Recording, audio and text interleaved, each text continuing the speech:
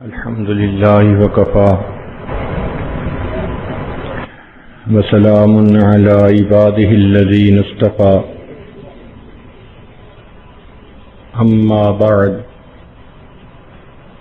أعوذ بالله من الشيطان الرجيم بسم الله الرحمن الرحيم يا أيها الذين آمنوا قوا أنفسكم وأهليكم نارا وقودها الناس والحجارة سبحان ربك رب العزة عما يصفون وسلام على المرسلين والحمد لله رب العالمين اللهم صل على سيدنا محمد وعلى آل سيدنا محمد وبارك وسلم اللهم صل على سيدنا محمد وعلى آل سيدنا محمد وبارك وسلم اللهم صل على سيدنا محمد وعلى آل سيدنا محمد وبارك وسلم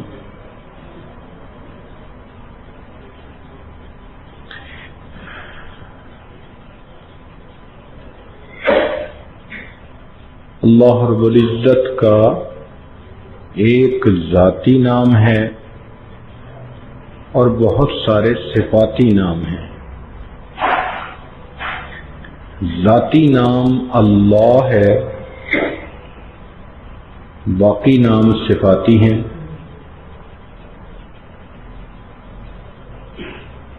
مگر ان صفاتی ناموں پر غور کیا جائے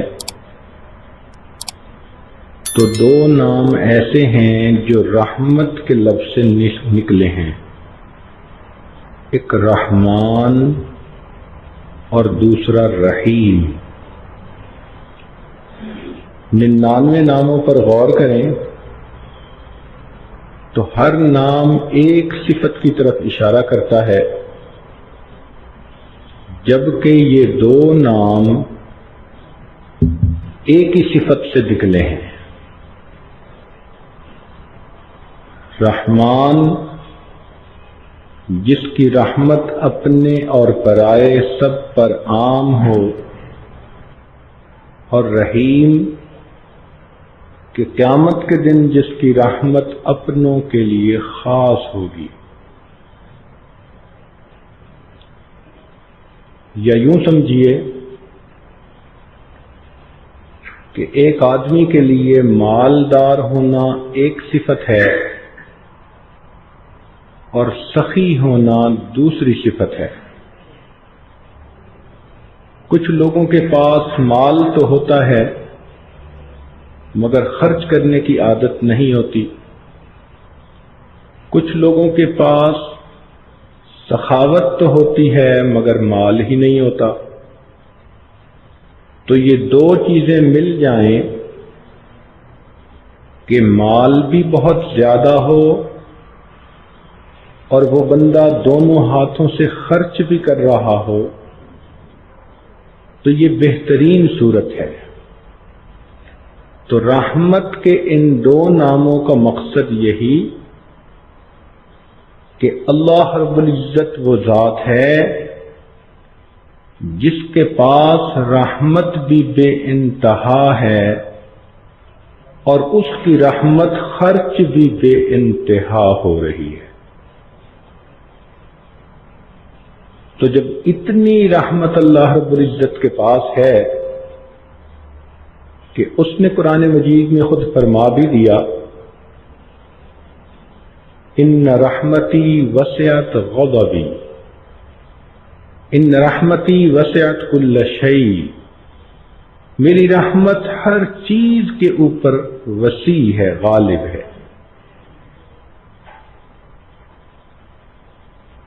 تو گویا اللہ رب العزت کی رحمت کی صفت ایسی ہے کہ یہ ہر چیز پر غالب ہے۔ بلکہ بعض علماء نے تو یہاں تک لکھا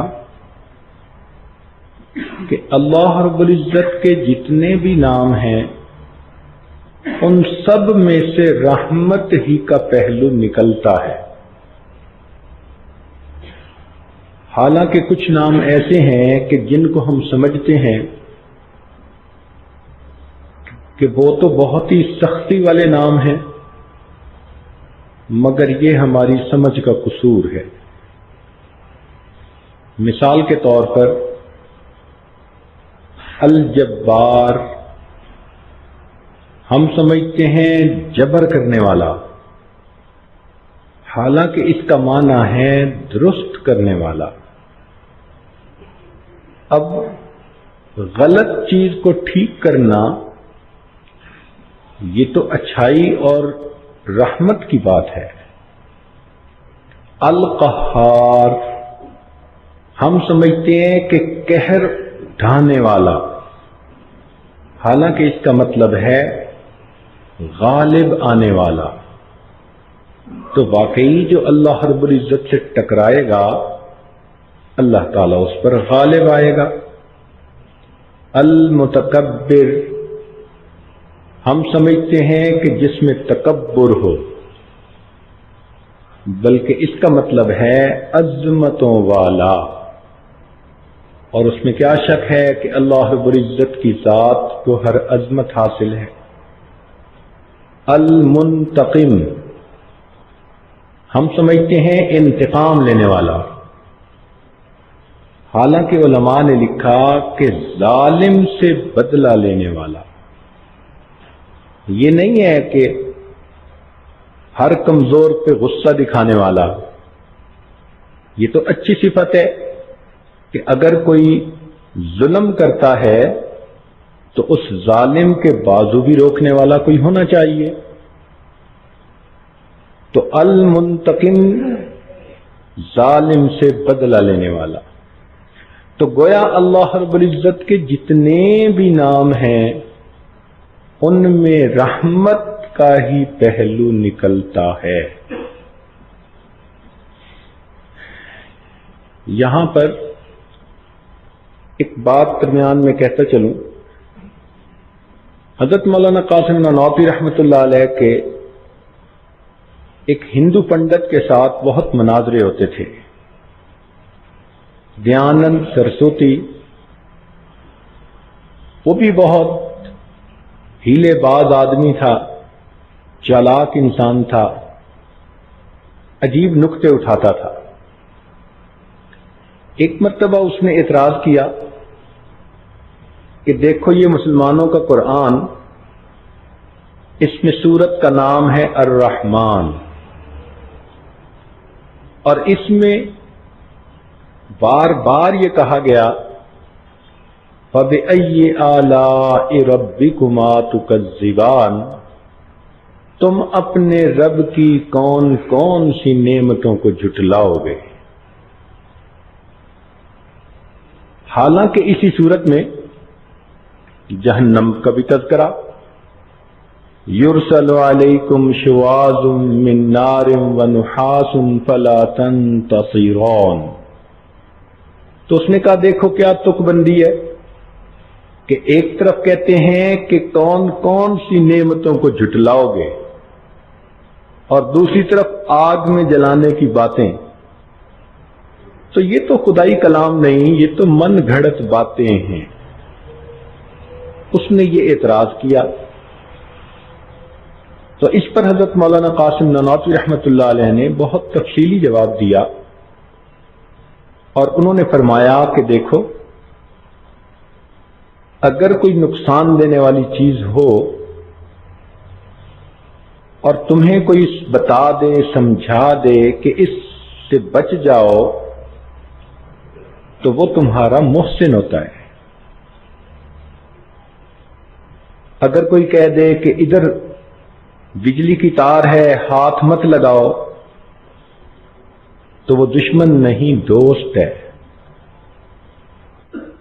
اسی طرح اللہ تعالی نے اس صورت میں ایمان والوں کو جہنم کی آگ سے بچنے کے جو مشورے دیے ان کو جو نصیحتیں کی کہ اپنے آپ کو جہنم کی آگ سے بچاؤ، یہ بھی اللہ رب العزت کی نعمت ہے کہ اس نے اپنے بندوں کو راہبری عطا فرما دی۔ تو اس نے تسلیم کیا کہ واقعی اس زاویے سے دیکھا جائے تو کسی کو مصیبت، پریشانی، تکلیف سے بچا لینا یہ بھی رحمت ہوتی ہے۔ اب سوال یہ پیدا ہوتا ہے کہ جب اللہ رب العزت کی رحمت بھی اتنی ہے کہ ہر چیز پر وسیع ہے، ہر نام سے رحمت ٹپکتی ہے، تو پھر اللہ تعالیٰ نے جہنم کو کیوں بنایا؟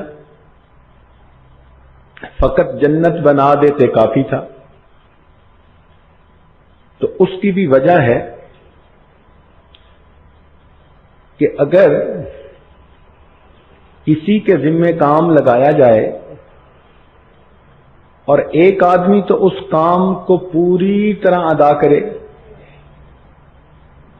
اور دوسرا بندہ ڈیٹ بن جائے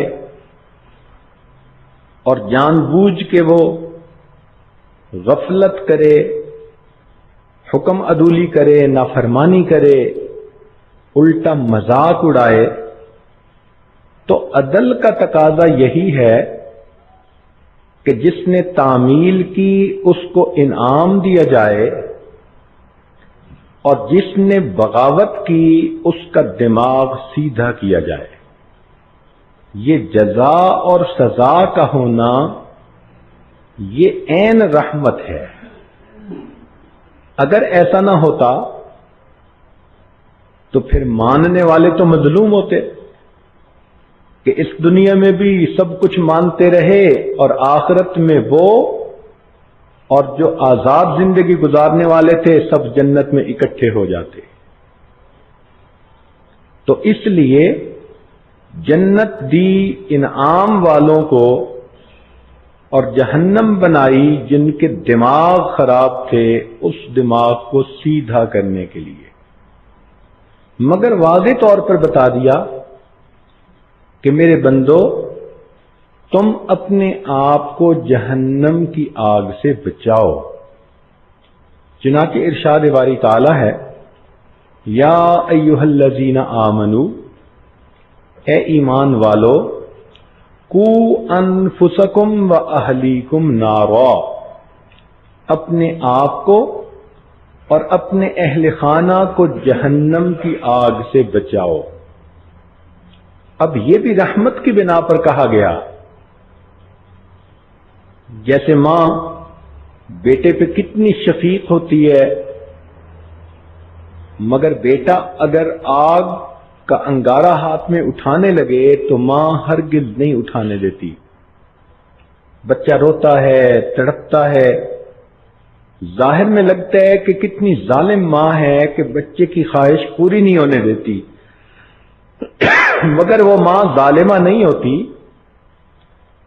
وہ تو اس بچے کے ساتھ محبت کرنے والی ہوتی ہے، وہ اس کو تکلیف سے بچانا چاہتی ہے جس کو بچہ اپنی نادانی کی وجہ سے سمجھ نہیں رہا۔ تو اللہ رب العزت نے اس دنیا میں اپنے بندوں کو جہنم سے بچانے کے لیے اپنے انبیاء کو بھیجا۔ انہوں نے اللہ تعالی کے احکام پہنچائے۔ لوگوں، اگر تم اس طرح زندگی گزارو گے جیسے میں گزار رہا ہوں تو تم سیدھا جنت کے راستے پر جاؤ گے۔ اس کے لیے انہوں نے تکلیفیں بھی اٹھائیں، ان کے خون بہائے گئے، ان کو شہید بھی کر دیا گیا، تکلیفیں دی گئیں۔ نبی علیہ السلام سے پوچھا گیا کہ اس دنیا میں سب سے زیادہ تکلیفیں کن پر آئیں؟ ای الناس اشد بلا؟ نبی علیہ السلام نے فرمایا الانبیاء، کہ انبیاء پر بہت زیادہ مشقتیں، مصیبتیں آئیں اور انہوں نے اللہ کے لیے اس کو برداشت کیا۔ تو اب بتائیے کہ اللہ رب العزت نے تو اپنی طرف سے اتمام حجت کر دیا، کوئی بندہ بات ہی نہ سنے، آنکھ ہی بند کر لے اور گڑھے میں جا گرے تو پھر سمجھانے والے کا تو قصور نہیں ہوتا۔ ضد اور ہٹ دھرمی کا کوئی علاج نہیں۔ ابلیس بھی اگر اللہ رب العزت کے سامنے ہٹ دھرمی کا مظاہرہ نہ کرتا تو اللہ تعالیٰ اس کے بھی گناہ کو معاف کر دیتے، مگر اس نے ضد کی، ہٹ دھرمی کی، جس کی وجہ سے اس کو دھتکارا گیا۔ آج دنیا میں بھی اسی طرح جو انسان خیر کی بات کو نہ سنے اور اپنی من مرضی کرنے میں لگا رہے، دنیا کی زندگی کے عیش و آرام کو سامنے رکھے، حکم خدا کو نظر انداز کرے، تو یہ وہ انسان ہے جو اپنے ہاتھوں سے اپنے پاؤں پہ کلہاڑی مار رہا ہے، یہ اپنے ہاتھوں سے جہنم خرید رہا ہے۔ چنانچہ اللہ رب العزت نے اپنے بندوں کے لیے ایک دستور بنایا کہ میرے بندوں، میں نے تمہارے اندر ایک نفس بنایا ہے، وَنَفْسٍ وَمَا سَوَّاهَا فَأَلْهَمَهَا فُجُورَهَا وَتَقْوَاهَا، اس میں نے خیر کا جذبہ بھی رکھ دیا اور شر کا جذبہ بھی رکھ دیا، لیکن فلاح اس کو ملے گی جو اپنے اوپر خیر کو غالب کر لے اور شر کو دبا دے۔ اس کو تزکیہ کہتے ہیں۔ تزکیہ نفس کا ہوتا ہے اور تصفیہ دل کا ہوتا ہے۔ ان دونوں الفاظ کے فرق کو سمجھ لیجئے۔ ایک ہوتا ہے کسی شیشے کے اوپر مٹی کی تہ آ جانا، اس کو اگر آپ کپڑے کے ساتھ صاف کر دیں، وائپر سے صاف کر دیں، تو شیشہ آئینہ بالکل صاف ہو جائے گا۔ اس کو تصفیہ کہیں گے۔ یہی حال انسان کے دل کا، کہ گناہوں کی ظلمت دل کے اندر داخل نہیں ہوتی، دل کے اوپر تہ بنا لیتی ہے۔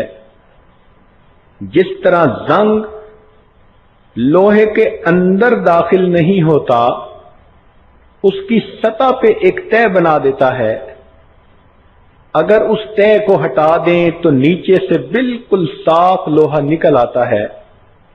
اسی طرح گناہوں کی ظلمت بھی انسان کے دل پر تہ بنا دیتی ہے۔ سنیے قرآن عظیم الشان، اللہ تعالیٰ ارشاد فرماتے ہیں، کلا بل ران علی قلوبہم ما کانوا یکسبون، کیوں نہیں؟ ان کی بدعمالیوں کی وجہ سے ان کے دلوں پہ زنگ لگا دیا گیا۔ تو چونکہ یہ اوپر اوپر طے ہوتی ہے، اس لیے اس کو اگر توبہ کے آنسوؤں سے صاف کریں تو یہ طے اتر جاتی ہے اور دل بالکل صاف ہو جاتا ہے۔ اس کو تصفیہ قلب کہتے ہیں۔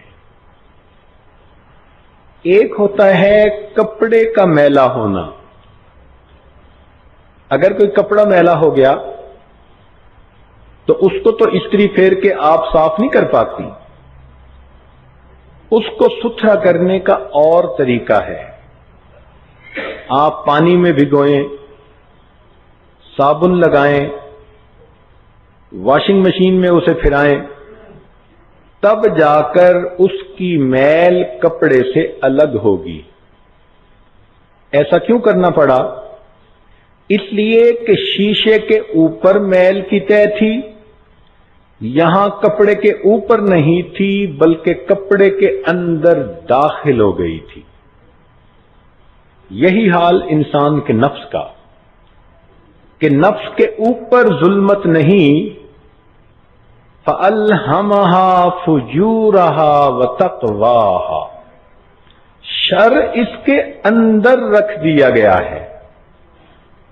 اب اندر کے شر کو صاف کرنے کے لیے اس نفس کو ستھرا کرنا پڑتا ہے، کپڑے کی طرح دھونا پڑتا ہے، اس کو تزکیہ کہتے ہیں۔ بعض سالکین کو دیکھا کہ وہ تزکیہ قلب کہنا شروع کر دیتے ہیں، تو تصفیہ قلب کا لفظ استعمال ہوتا ہے اور تزکیہ نفس کا لفظ استعمال ہوتا ہے۔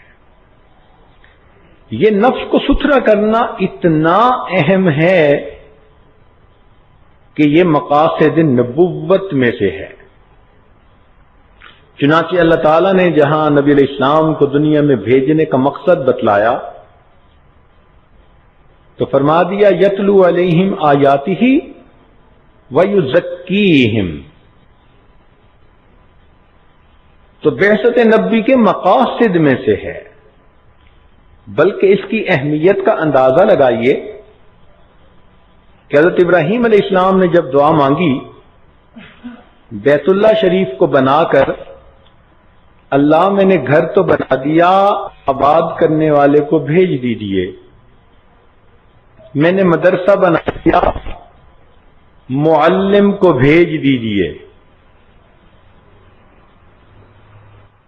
تو اس وقت انہوں نے یہ دعا مانگی تھی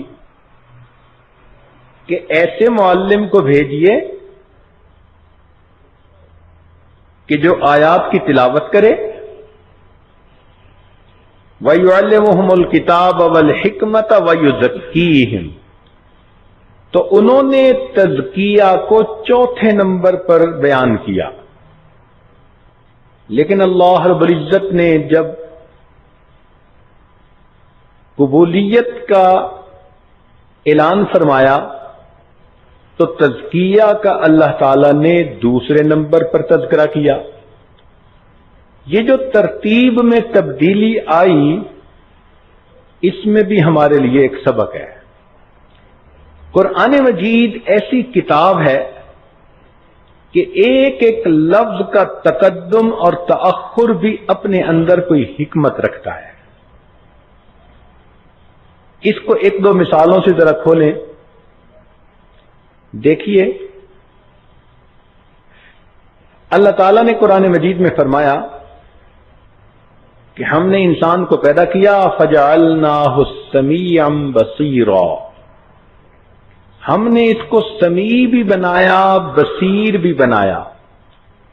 تو سماعت کا تذکرہ پہلے اور بصارت کا تذکرہ بعد میں۔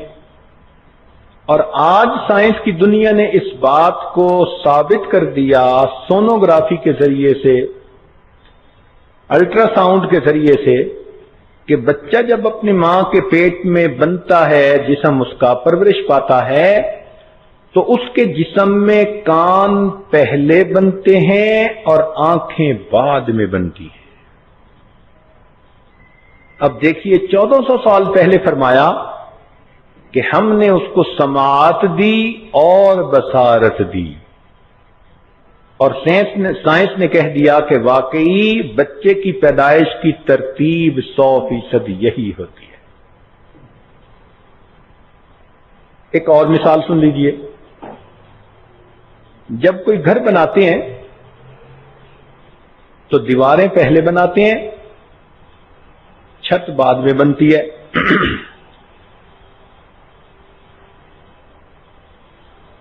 اور جب کوئی مکان گرانا ہوتا ہے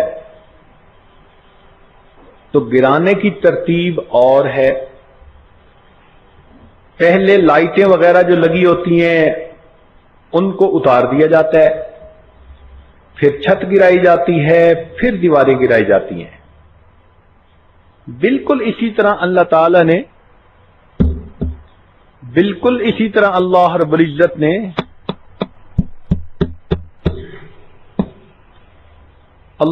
العزت نے جب کائنات کو بنانے کا تذکرہ فرمایا تو پہلے زمین کا تذکرہ کیا، خلق الارض فی یومین، زمین کو 2 دن میں پیدا کیا، ثم استوى الی السماء، تو چھت کا تذکرہ بعد میں۔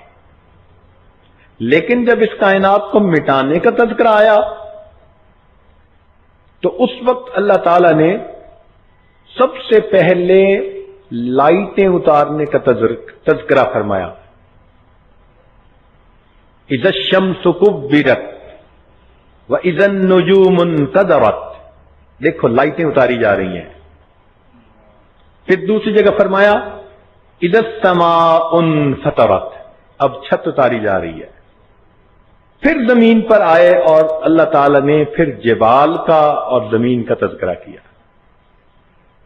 تو قرآن مجید کے اسرار و رموز تو اتنے کہ پوری زندگی بندہ اس کتاب پہ لگا دے تو اس کے اسرار و رموز سے انسان کا جی نہیں بھرتا. تو آخر تزکیہ کے لفظ کو اللہ رب العزت نے پہلے کیوں رکھا؟ اس کی اہمیت کی وجہ سے. اس لیے کہ تلاوت آیات سے انسان کو ایمان ملتا ہے، اور اس کے بعد اس کو اگر تزکیہ حاصل نہ کرے تو پھر علم اور حکمت کے کام اس کو فائدہ نہیں دے پاتے.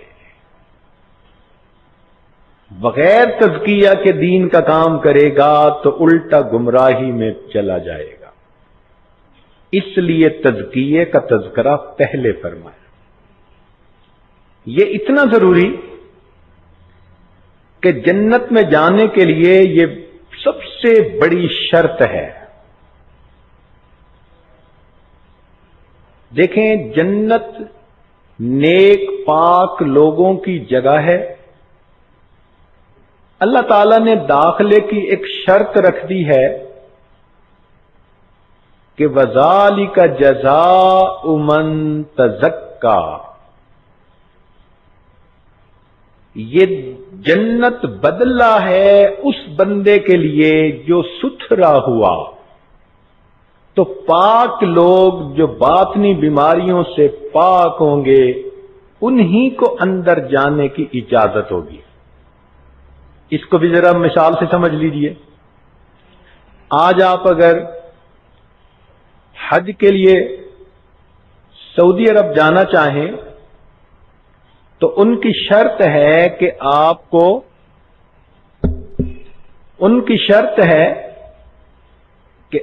کو دو بیماریوں سے پاک ہونا چاہیے، کالرا اور میننجائٹس. اسی لیے ٹیکے لگواتے ہیں. اگر آپ ٹیکے نہیں لگوائیں گی تو وہ آپ کو ملک میں داخل ہونے سے روک دیں گے. کسی ملک کی شہریت حاصل کرنا چاہیں تو وہ کہتے ہیں جی کہ آپ اپنا میڈیکل پیش کریں. آپ کو ٹی بی بھی نہیں ہونی چاہیے، HIV پازیٹو بھی نہیں ہونا چاہیے، اور آپ کو کوئی اور بھی ایسی متعدی بیماری نہیں ہونی چاہیے. اگر ہوگی تو ہم اپنے ملک میں داخل نہیں ہونے دیں گے. اب بتائیے یہ دنیا کے ملکوں کے چھوٹے چھوٹے حاکم یہ اپنے ملکوں میں بیمار لوگوں کو داخل ہونے کی اجازت نہیں دیتے، تو وہ رب کریم جو ساری کائنات کا مالک و خالق ہے وہ اپنی پسندیدہ اپنے پیاروں کی جو ہے جگہ جنت میں باطنی بیماریوں والے لوگوں کو کیسے داخل ہونے دیں گے؟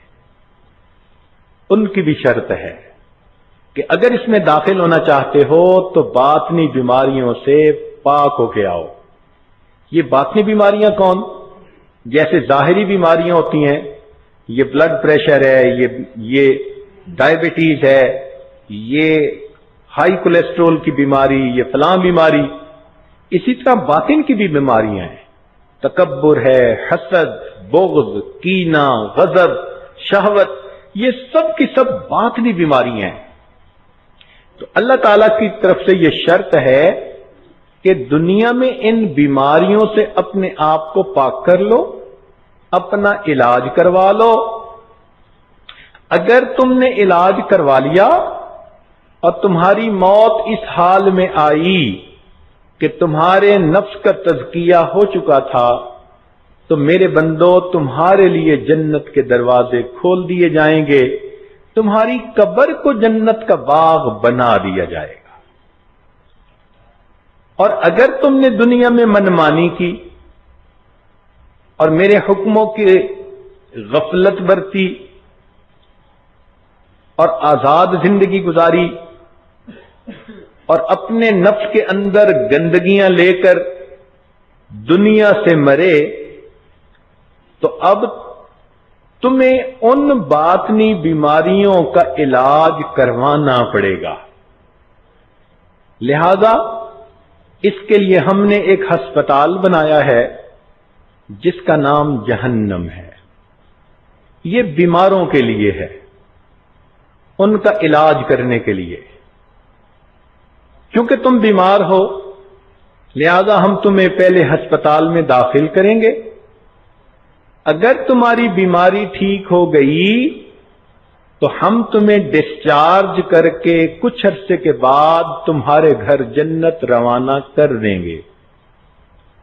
اور اگر ایسی بیماری ہوئی جو لا علاج ہے تو پھر تمہیں ساری عمر ہسپتال میں ہی گزارنی پڑے گی۔ اب ذرا اس بات کو توجہ سے سمجھیے گا کہ جیسے بیمار آدمی ہسپتال میں جاتا ہے تو اس کو سب سے پہلے ایمرجنسی وارڈ میں جانا پڑتا ہے۔ یہ ایمرجنسی وارڈ کیا ہوتا ہے؟ اس میں تھوڑا سا عملہ متعین ہوتا ہے، ہر آنے والے مریض سے وہ 2-3 مختصر سے سوال پوچھتے ہیں اور جلدی سے ان کو دوا دینا شروع کر دیتے ہیں کہ فوری دوا مل جائے۔ اسی طرح انسان کی قبر وہ آخرت کے ہسپتال کا ایمرجنسی وارڈ ہے۔ جب بھی کوئی بندہ قبر میں جائے گا تو منکر نکیر 2 ہی بندے آئیں گے اور آ کے اس سے مختصر 3 سوال پوچھیں گے، من ربک، من نبیک، ما دینک۔ اور ان 3 سوالوں سے ان کو پتہ چل جائے گا کہ یہ کس طرح کا بیمار ہے، تو وہ فوراً اس کو میڈیکیشن دینا شروع کر دیں گے۔ اب جیسی بیماری اس کی ویسی ہی دوا۔ کئی مرتبہ سر میں درد ہو تو کہتے ہیں جی کہ سر ذرا دبا دو بیماری ٹھیک ہو جائے گی۔ کسی اور عضو بدن میں درد ہو تو دوا دیتے ہیں۔ تو جن لوگوں کو گناہوں کی درد دنیا میں ہوگی تو قبر پھر ان کو دبائے گی، یہ قبر کی فزیو تھراپی ہوگی۔ یہ الگ بات ہے کہ جب وہ دبائے گی تو ایک طرف کی پسلیوں کو دوسری طرف کر دے گی، تو گناہگار بندوں کو قبر کا ضغطہ پیش آئے گا۔ یہ قبر میں ان کو فزیو تھراپی مل رہی ہے۔ پھر اس کے بعد نزلے زکام کے مریض کو ٹھنڈی جگہ سے بچاتے ہیں، کہتے ہیں ایئر کنڈیشنر کے سامنے مت بیٹھو بلکہ تم ذرا ایسی جگہ رہو جہاں نسبتاً گرمی ہو۔ تو جن کو گناہوں کی بیماری نزلہ زکام ہوگا تو ان کی قبر میں بھی جہنم کی کھڑکی کھول کر ٹیمپریچر کو ذرا زیادہ کر دیں گے کہ تم ٹھنڈی جگہ رہنے کے قابل نہیں، تمہارا نزلہ زکام کا مسئلہ ہے۔ اور کئی مرتبہ دیکھا ایمرجنسی وارڈ میں کہ وہ آتے ہی بندے کو ڈرپ لگا دیتے ہیں فوراً، تو قطرہ قطرہ قطرہ قطرہ دوائی اس بندے کے خون میں شامل ہوتی رہتی ہے۔ قبر میں بھی اسی طرح ہوگا۔ حدیث پاک میں آتا ہے کہ بے نمازی جب جائے گا تو اللہ تعالیٰ ایک گنجے اژدہے کو مسلط کر دیں گے، وہ تھوڑی تھوڑی دیر بعد اس کو کاٹے گا اور اس کے اندر زہر کی دوا داخل کرتا رہے گا۔ یہ اللہ تعالیٰ کی بنائی ہوئی ڈرپ ہے جو اس بندے کو لگی ہوگی۔ ذرا اژدہے کا تصور کر کے دیکھیں نا ایسے لگتا ہے جیسے سر کے اوپر ڈرپ کی بوتل ہی کھڑی ہوئی ہے، یہ ڈرپ لگی رہے گی۔ اب ایمرجنسی وارڈ میں بندے کو اس وقت تک رکھتے ہیں جب تک کہ بڑا طبیب نہیں آ جاتا، بڑا سرجن نہیں آ جاتا۔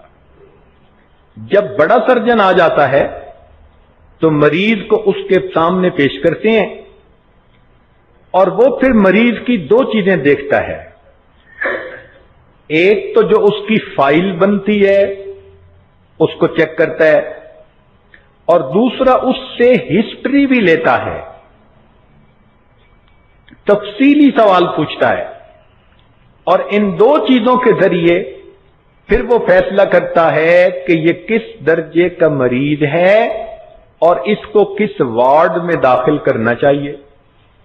چنانچہ اس مریض کو قیامت کے دن اللہ رب العزت کے سامنے پیش کیا جائے گا جو طبیب اعظم ہے،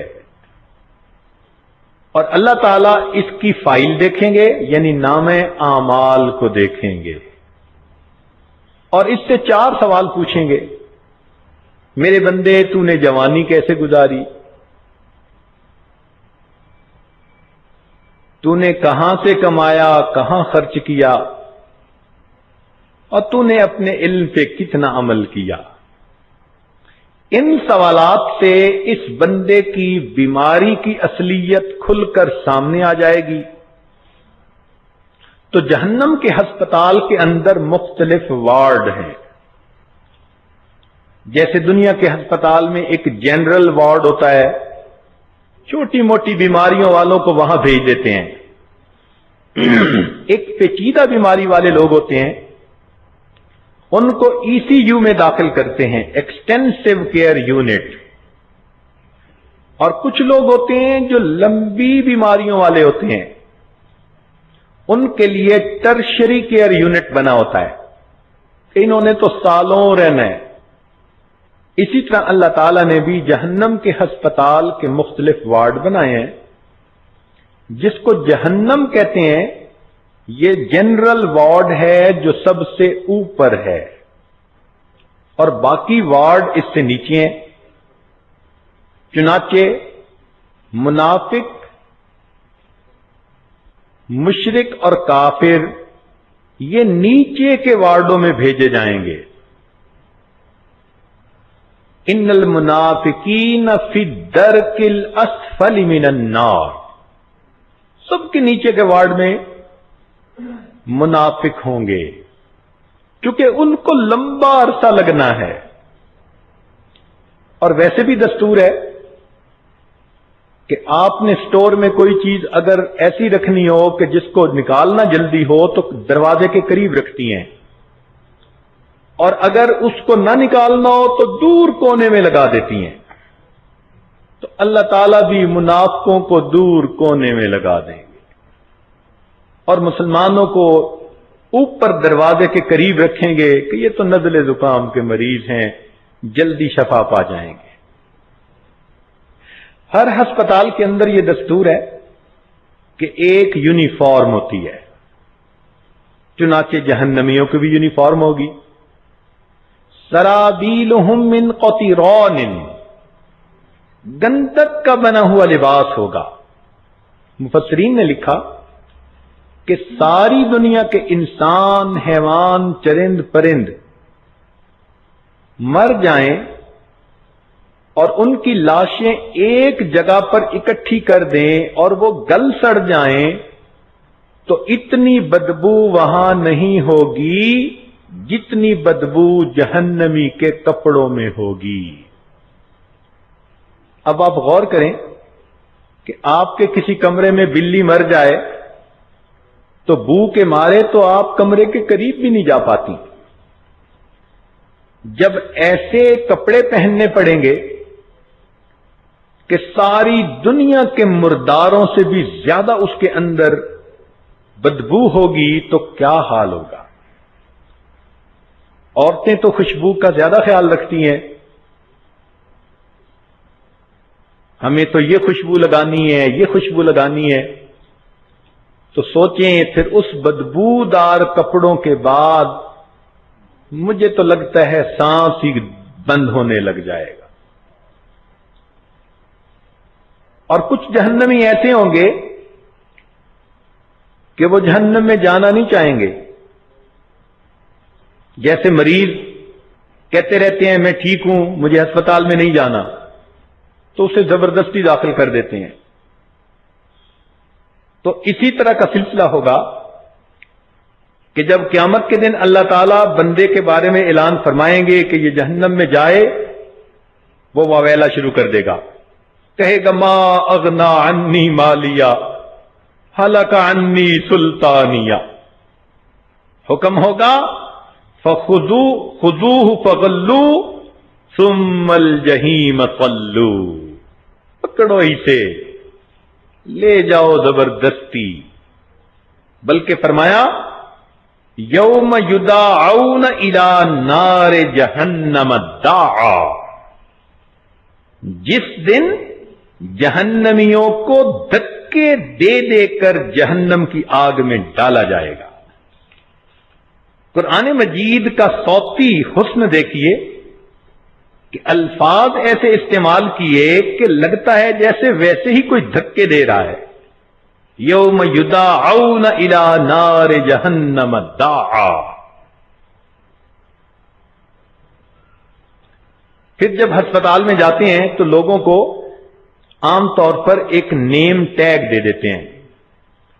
حج کے اوپر آپ نے دیکھا ہوگا ہاتھوں میں ڈالنے کے لیے کڑا دے دیتے ہیں جس پر اس کا پورا نمبر نام سب لکھا ہوتا ہے.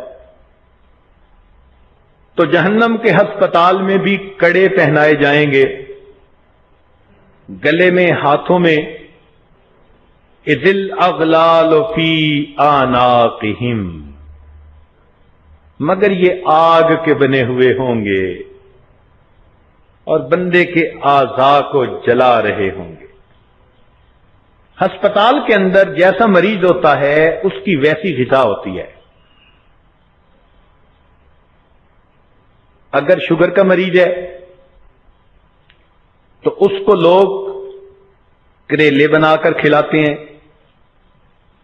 خود کھاتے ہیں میٹھی چیزیں اور ان کو دیتے ہیں کڑوی چیزیں کہ جی آپ کی بیماری کے لیے علاج یہی حال جہنم کے مریض کا ہوگا کہ چونکہ اس کو گناہوں کی شوگر ہوگی، اللہ تعالیٰ ان کو زقوم کا پودا کھلائیں گے. ان شجرۃ الزقوم طعام الاثیم کالمہل یغلی فی البطون. علماء نے لکھا ہے کہ زقوم اتنا کڑوا ہوتا ہے کہ صبح کے وقت انسان اپنی زبان سے لگائے تو شام تک کڑواہٹ زائل نہیں ہوتی. اب جب اتنا کڑوا پھل کھانے کو ملے گا اور ادھر سے بھوک کی شدت ہوگی تو جہنمی اس کو کھائے گا مگر وہ بندے کے حلق میں اٹک جائے گا، نہ نگلتے بنے گی نہ اگلتے بنے گی. اب پریشان ہو کے پانی مانگے گا، لیکن مریض کو مرض کے حساب سے پانی دیتے ہیں. نزلے کا مریض برف والا ٹھنڈا پانی مانگے تو ہرگز نہیں دیتے. شوگر کا مریض شربت مانگے تو کبھی بھی نہیں دیتے. بلکہ نزلے زکام کا مریض ہو تو اس کو جڑی بوٹیوں کا قہوہ بنا کے دیتے ہیں، کڑوا.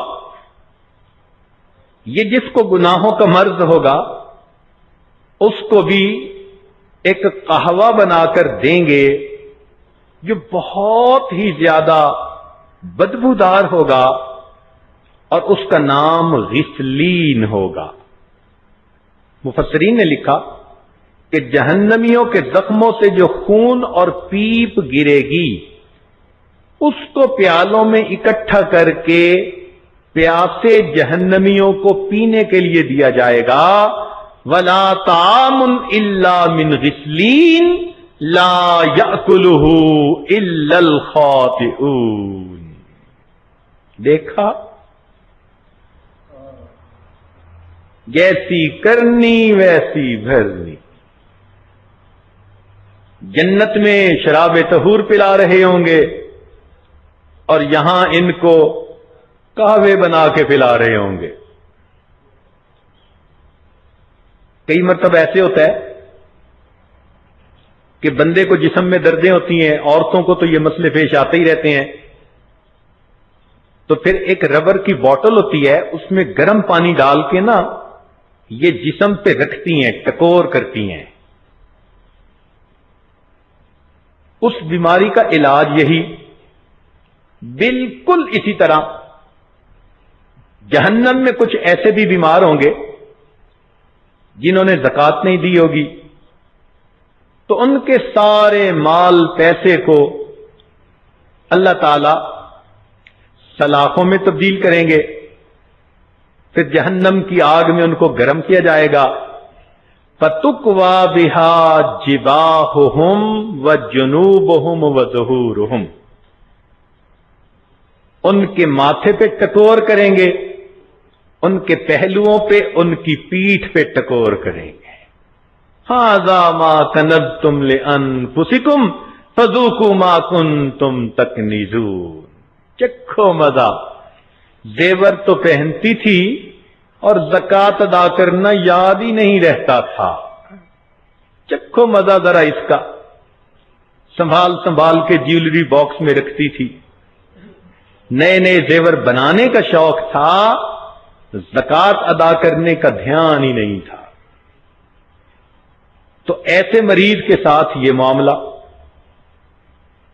اچھا، کچھ مریض ایسے ہوتے ہیں جیسے کینسر کا مریض، تو شعاؤں سے ان کا علاج کیا جاتا ہے. کہتے ہیں جی شعاؤں کے ذریعے سے ان کو علاج دے رہے ہیں. جہنم میں بھی ایسا ہی ہوگا. کچھ ایسے لوگ ہوں گے جنہوں نے لوگوں کے دل دکھائے ہوں گے، ان کے لیے ایک اسپیشل وارڈ بنا ہوگا، اس کا نام ویل ہوگا. ویل لکل ہمزۃ لمزہ. یہ ہمزہ اور لومزہ الگ الگ بیماریاں ہیں. ایک ہے کسی کی کوتاہیوں کی ٹو میں لگے رہنا، اور دوسرا ہے کہ اگر کسی کی غلطی کا پتہ چل جائے تو اس کو پورے شہر کے اندر آواز لگا دینا، لوگوں تک پہنچا دینا. اس کو کہتے ہیں ایب جو اور ایب گو. یعنی ایب تلاش کرنا الگ بیماری، اور کسی کی باتوں کو لوگوں میں پھیلانا یہ الگ بیماری. جیسے کچھ عورتوں کو پتہ چل جائے کسی کے بارے میں، بات کا بتنگڑ بنا کے فون پہ گھنٹہ گھنٹہ دوسری کو بتائیں گی، اور ساتھ کہہ دیں گی کہ بس میں نے تمہیں بتایا ہے، آگے نہ بتانا. اور وہ جو سننے والی ہوتی ہے وہ بھی آگے فون کر کے 1 گھنٹے کی جگہ 2 گھنٹے تفصیل بتاتی ہے، اور کہتی ہے تمہیں بتا رہی ہوں، آگے نہ بتانا. اور یہ ٹاک آف دی ٹاؤن بنی ہوتی ہے. تو جس بندے کے اندر یہ بیماریاں ہوں گی ان کو ویل میں بھیجا جائے گا. وہاں پر اللہ نے ان کے لیے اسپیشل ٹریٹمنٹ کا انتظام کیا ہوگا. آگ کے بنے ہوئے ستون ہوں گے، ان کے ساتھ ان کو باندھ دیا جائے گا. پھر باندھنے کے بعد چونکہ انہوں نے دنیا میں لوگوں کے دل دکھائے، اب ان کے دلوں کو ٹریٹمنٹ دی جائے گی. شعائیں ان کے دلوں پہ ڈالی جائیں گی. اللہ تعالیٰ فرماتے ہیں نار اللہ الموقدہ، اللہ کی یہ جلائی ہوئی آگ ہوگی، التی تطلع علی الافئدہ، جو اٹھے گی اور سیدھا انسان کے دل کو اپنا نشانہ بنائے گی. جیسے آج لیزر گائیڈڈ راکٹ ہوتے ہیں نا کہ ڈائریکٹ نشانے پہ جاتے ہیں، یہ وہ خدائی آگ ہوگی کہ جس کے اندر کمپیوٹر پروگرام فٹ ہوگا کہ تم نے سیدھا اس کے دل کو نشانہ لگانا ہے. اب بتائیں کیا حال ہوگا جب دل پر آگ کے انگارے پڑ رہے ہوں. کچھ لوگ ہوتے ہیں کہ جن کی بیماری ایسی ہوتی ہے کہ ان کو انجیکشن لگانا ضروری. بچوں کو دیکھا، عورتوں کو دیکھا کہ انجیکشن سے بہت ڈرتی ہیں، کہتی ہیں ہم ٹیبلٹ کھا لیں گی، انجیکشن نہ لگائیں. تو قیامت کے دن جہنم میں بھی کچھ ایسے مریض ہوں گے کہ ان کا علاج ہی انجیکشن کے ذریعے سے ہو سکے گا. مثال کے طور پر زانیہ عورت، حدیث پاک میں آتا ہے کہ اللہ تعالیٰ نے جہنم کے اندر ایک غار بنائی ہے. اس زانیہ عورت کو جہنم کی اس غار کے اندر ڈال کر دروازہ بند کر دیا جائے گا، اور اس غار کے اندر بچھو ہوں گے جن کی دم کی گانٹھیں اتنی بڑی ہوں گی جیسے دنیا کے اونٹ ہوتے ہیں، اور اس عورت کا جسم بہت بڑا بنا دیا جائے گا، اور اس کے پورے جسم پر وہ بچھو اس طرح چڑھیں گے جیسے کہ شہد کے چھتے پر شہد کی مکھیاں ہوتی ہیں، اور سارے کے سارے بچھو ایک وقت میں اسے کاٹیں گے. یہ خدائی انٹراوینس انجیکشن لگ رہے ہوں گے. اے اللہ کی بندی، تو نے زنا کروایا اور توبہ بھی نہ کی، تیرے جسم کے ایک ایک ٹشو نے اس کا مزہ پایا، اب ہر ٹشو کے اندر زہر کی دوا ہم بھیجیں گے. اب تو گھبرا کہ یہ کہتے ہیں کہ مر جائیں گے، مر کے بھی چین نہ پایا تو کدھر جائیں گے. کچھ نوجوان ہوتے ہیں جن کے دماغوں میں ہر وقت نفسانی، شیطانی، شہوانی خیالات چھائے ہوتے ہیں، لیتے بیٹھتے چلتے پھرتے ہر وقت ان کے ذہن میں شیطانی وسوسے، وہ اسی خیالات کو ذہن میں جماتے ہیں، لذتیں پاتے ہیں. تو ایسا مریض اگر قیامت کے دن جہنم میں جائے گا تو اس کا علاج کیا ہوگا؟ یصب من فوق رؤوسہم الحمیم، گرم کھولتا ہوا پانی ان کے سر پہ ڈالا جائے گا. تیرے دماغ میں خرابی تھی اور گندی سوچ رہتی تھی، اب تیری اس بیماری کا علاج کھولتا پانی ہے. تو دیکھیے، جیسی بیماری ویسا علاج. اتنا عرصہ یہ بیماری کا علاج ہوتا رہے گا حتیٰ کہ وہ بیماری ختم ہو جائے.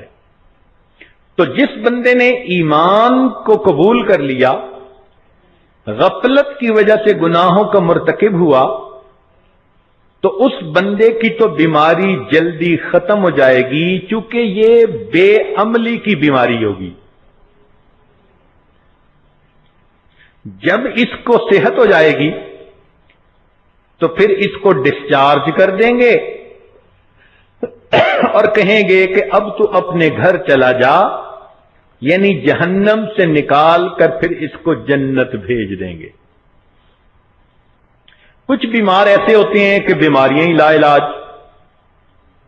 ان لا علاج بیماریوں میں سے 3 بیماریاں ہیں.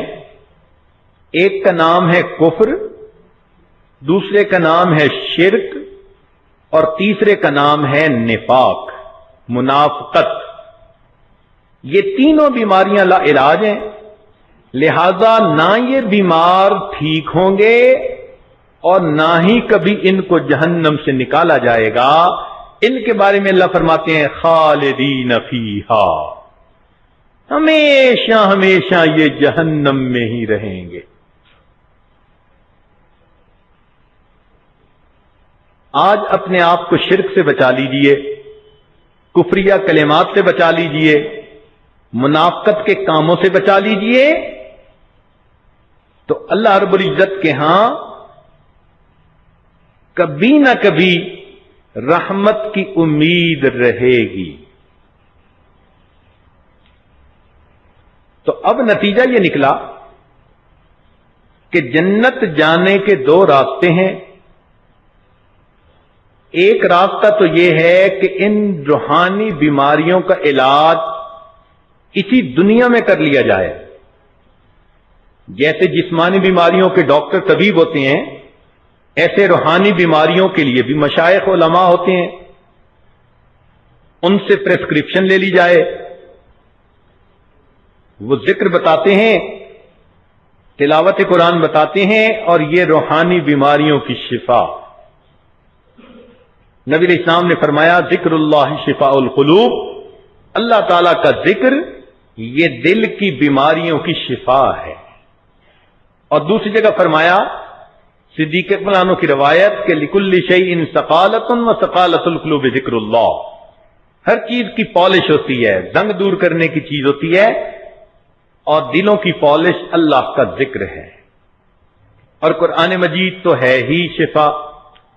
وَيَشْفِ صُدُورَ قَوْمٍ مُؤْمِنِينَ فَإِذَا مَرِضْتُ فَهُوَ يَشْفِينِ شِفَاءٌ لِمَا فِي الصُّدُورِ هُدًى وَرَحْمَةٌ لِّلْمُؤْمِنِينَ وَنُنَزِّلُ مِنَ الْقُرْآنِ مَا هُوَ شِفَاءٌ وَرَحْمَةٌ لِّلْمُؤْمِنِينَ وَلَا يَزِيدُ الظَّالِمِينَ إِلَّا خَسَارًا قُلْ هُوَ لِلَّذِينَ آمَنُوا هُدًى وَشِفَاءٌ.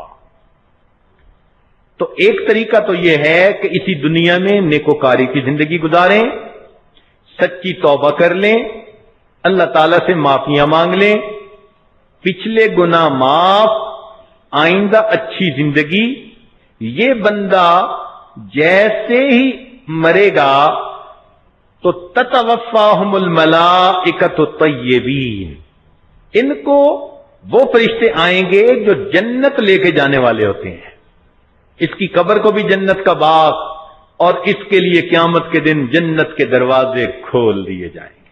وسیق الذین اتقوا ربهم الی الجنۃ زمرا، ان کو پروٹوکول کے ساتھ جنت پہنچا دیا جائے گا.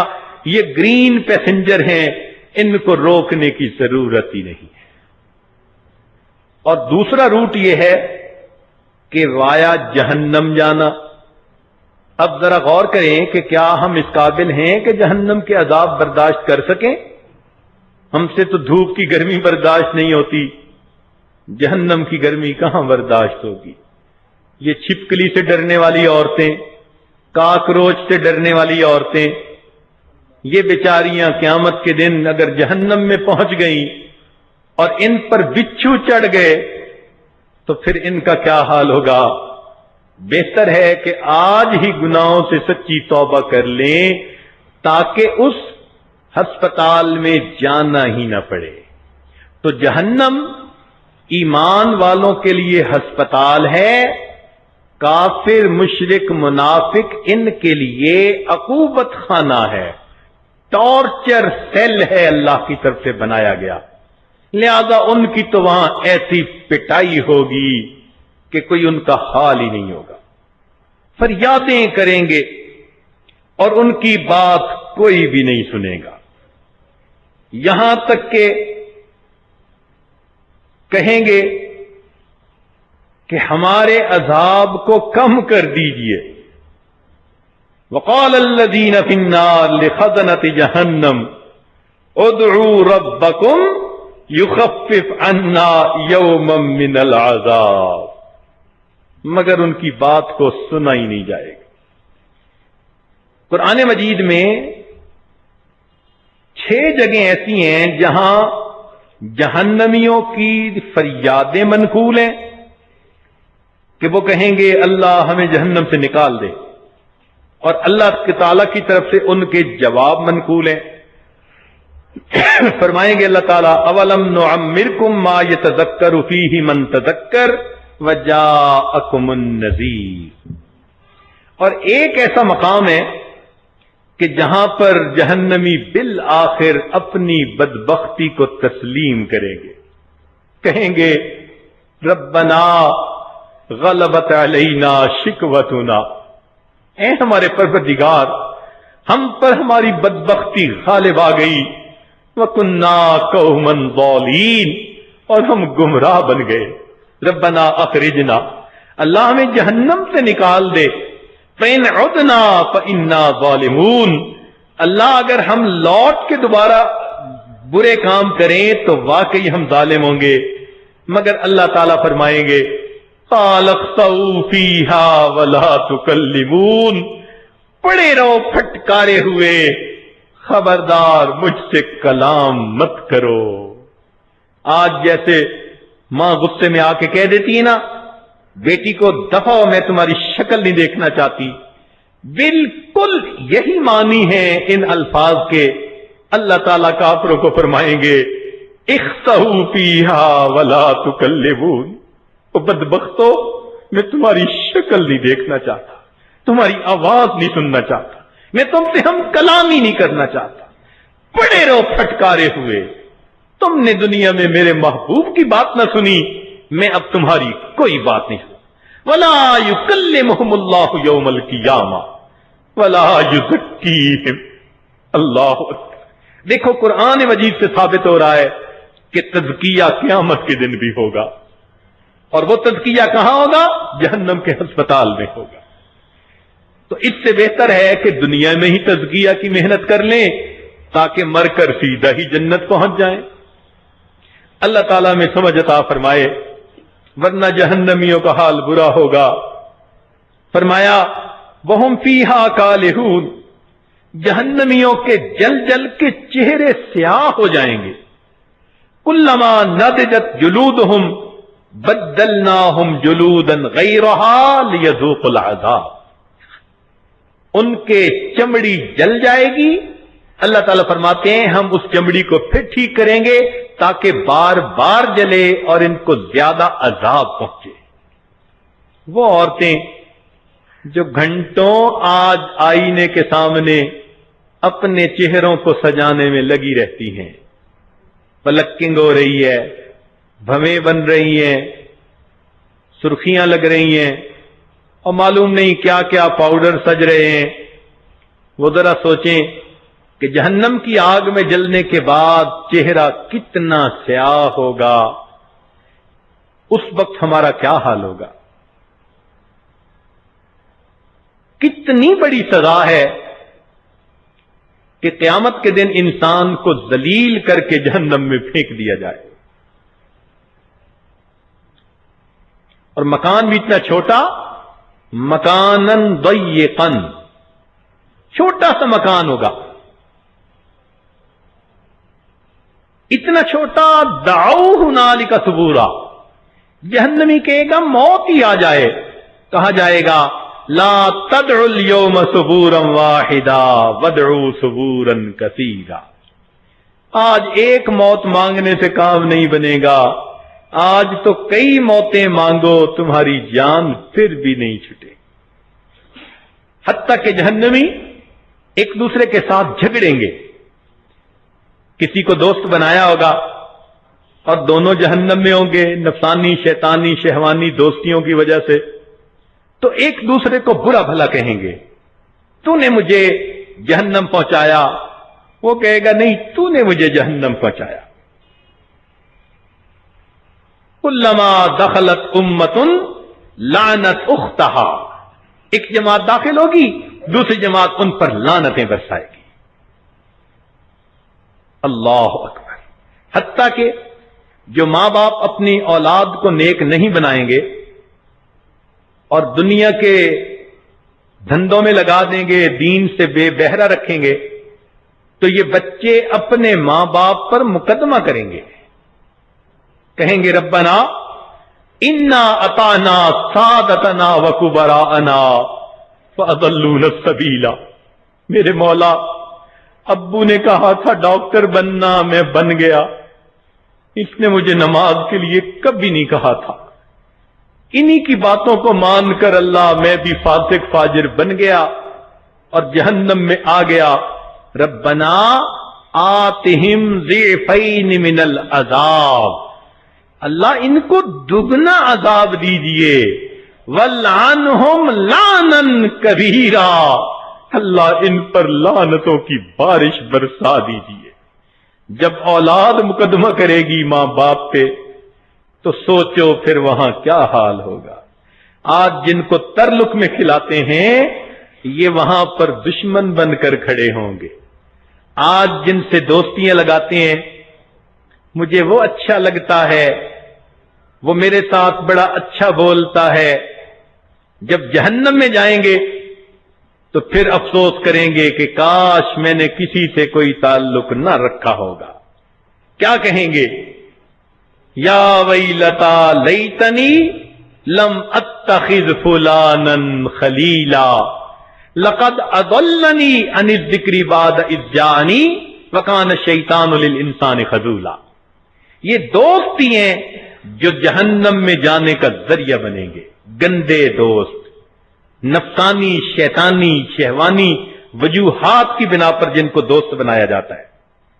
تو دیکھیے کہ جہنم میں جانے کے بعد پھر اگر دھل گئے تو جنت جائیں گے، ورنہ نہیں۔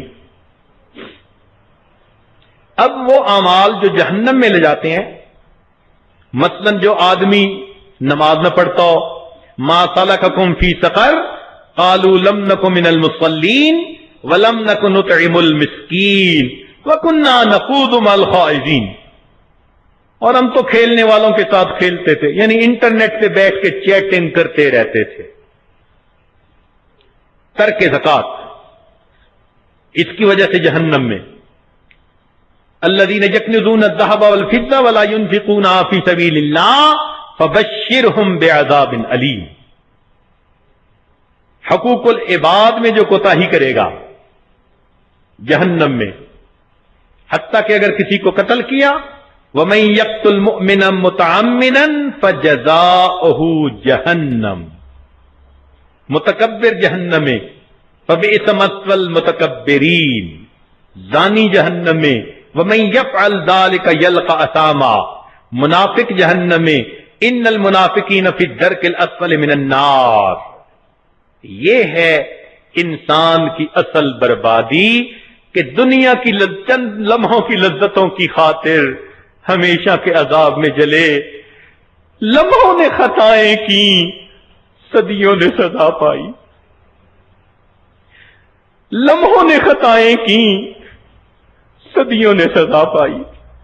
چند لمحوں کی لذتوں کی خاطر اے انسان تو اپنے آپ کو جہنم کا مستحق بنا بیٹھتا ہے۔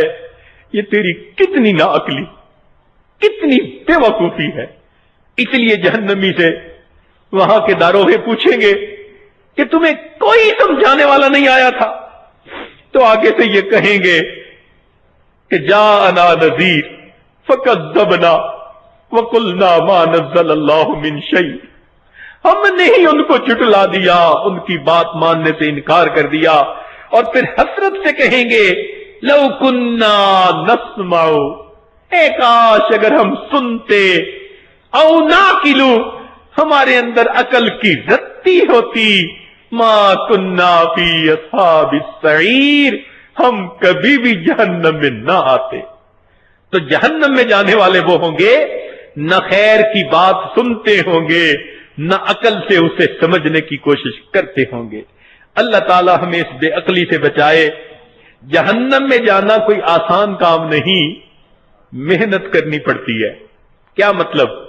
کہ جو انسان منمانی کی زندگی گزارتا ہے، اس دنیا میں بھی مصیبتیں اور آخرت میں بھی مصیبتیں۔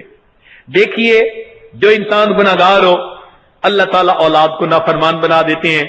اولاد کتنا دل دکھاتی ہے، مال میں بے برکتی ڈال دیتے ہیں، کتنا انسان پریشان ہوتا ہے، دل کو بے سکون کر دیتے ہیں، کتنا پریشان ہوتا ہے۔ جس کسی کے ساتھ غلط تعلقات ہوں، سارا دن اسی کی سوچ، اسی کی خیال، اسی کی باتیں، اس کو پتہ نہ چلے، اس سے چھپاؤ، اس سے چھپاؤ، جھوٹ جھوٹ جھوٹ، امی کے سامنے جھوٹ، ابو کے سامنے جھوٹ، میں تو اس کو ملنے گئی تھی، میں تو سہیلی سے بات کر رہی تھی، فون فلاں کا آیا تھا، جھوٹ بول بول کے جھوٹوں کے دفتر میں نام لکھوا بیٹھتی ہے۔ تو دنیا میں بھی مصیبت، راتوں کو نیند نہیں آتی، کھانا اچھا نہیں لگتا، اور جن کی خاطر یہ سب کچھ کرتی ہیں وہ بھی مطلب پورا کر کے اپنا راستہ لے لیتے ہیں۔ پھر کہتی ہیں کہ جی کوئی دعا بتائیں کہ بس اللہ مجھے دنیا سے اٹھا ہی لے۔ پھر گناہوں کی وجہ سے انسان کو ذلت ملتی ہے، رسوائی ملتی ہے، بیماریاں ملتی ہیں۔ حدیث پاک کا مفہوم ہے جو انسان اللہ تعالیٰ کی نافرمانی کرتا ہے، اللہ تعالیٰ لوگوں کے دلوں میں اس کی نفرت ڈال دیتے ہیں۔ لوگ اوپر اوپر سے تو ہاں ہاں کرتے ہیں، اندر سے اس انسان سے نفرت کر رہے ہوتے ہیں۔ کتنی سزائیں ہیں اسی دنیا میں۔ اب دیکھو، اتنے دھکے کھا کے، اتنی پریشانیاں اٹھا کے، مصیبتیں اٹھا کے، پھر اگر کوئی جہنم میں پہنچا تو اس نے کتنی قیمت ادا کر کے جہنم میں جانے کی کوشش کی۔ تو اس لیے جہنم میں جانا مہنگا ہے اور جنت میں جانا سستا ہے۔ ہٹ دھرمی سے ہم اگر توبہ کر لے تو اللہ رب العزت ہمیں جہنم سے بچا لیں گے۔ ہم یونیورسٹی میں پڑھتے تھے، ایک پروفیسر ہمارے تھے، وہ اتنا پیار سے سمجھاتے تھے کہ بات طلباء کے ذہن نشیں ہو جاتی تھی۔ ان کے پیریڈ میں حاضری بھی 100% ہوتی تھی اور بچے ان کا ہوم ورک بھی خوب کرتے تھے اور بڑے شوق سے پڑھتے تھے اور نمبر بھی بہت لیتے تھے۔ تو وہ مذاق میں کبھی کہا کرتے تھے کہ بچوں، میں نے تمہیں ایسا پڑھایا ہے کہ اب میرے مضمون میں فیل ہونے کے لیے تمہیں بڑی محنت کرنی پڑے گی۔ تو مذاق میں بات کرتے تھے، مگر واقعی ان کے مضمون میں کوئی فیل ہی نہیں ہوتا تھا۔